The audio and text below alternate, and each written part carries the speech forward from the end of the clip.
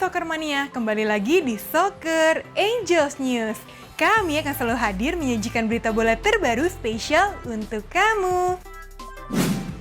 Chelsea berhasil mematahkan perlawanan Newcastle di pertandingan pekan ke-28 Premier League 2023-2024 di Stamford Bridge dengan skor akhir 3-2. Pertandingan ini berlangsung dengan alot di babak pertama. Di babak kedua, laga menjadi lebih menarik. Chelsea bisa mencetak gol lebih dahulu pada match ini menit ke-6 melalui Nicholas Jackson. Di menit ke-43, Newcastle memaksa Chelsea berimbang di babak pertama usai Alexander Isak nyekor. Menit ke-57, Chelsea kembali unggul, kali ini melalui gol Cole Palmer memanfaatkan umpan Enzo. Kemudian menit ke-76, Chelsea berhasil menjauh berkat gol yang dicetak Mudryk.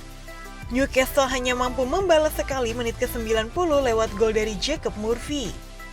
Hasil ini membuat Chelsea mengemas 39 poin, tapi mereka masih berada di posisi 11 klasemen sementara Liga Inggris 2023-2024. Lazio menelan kekalahan ketiga beruntun dalam lanjutan Serie A pekan ke-28 usai dipermalukan tim tamu Udinese dengan skor akhir 1-2. Lorenzo Luca mampu membuat Udinese unggul duluan pada match ini di menit ke-47.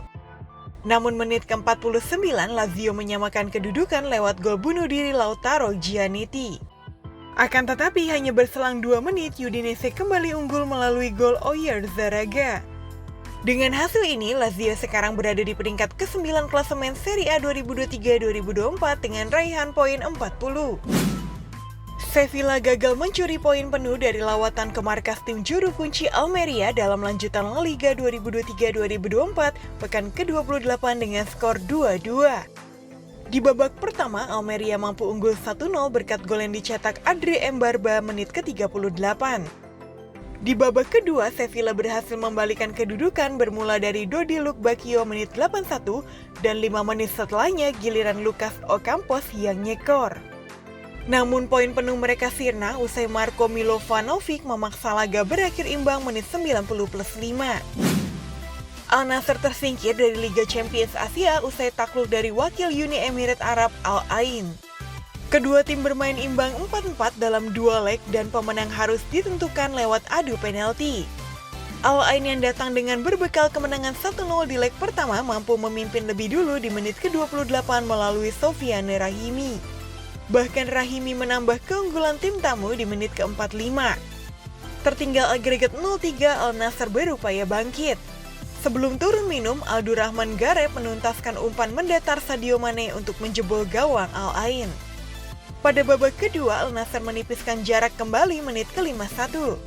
Umpan silang Otavio dari sisi kanan mengenai kaki kiper Al Ain, Khalid Eissa, dan berbelok masuk gawang sendiri.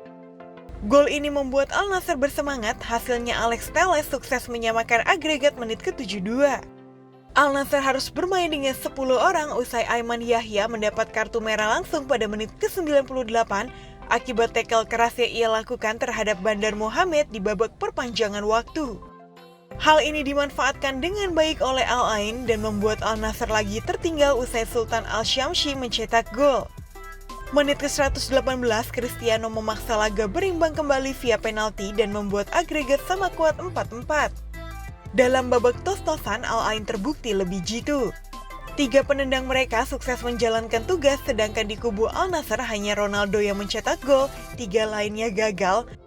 Dengan hasil ini, tim asuhan Hernan Crespo berhak melangkah ke semifinal dan akan menghadapi pemenang Al Hilal versus Al Ittihad. Brahim Diaz akan berpindah tim nasional dari Spanyol menjadi Maroko. Bintang Real Madrid itu berpeluang menjalani debut bersama Singa Atlas pada bulan ini.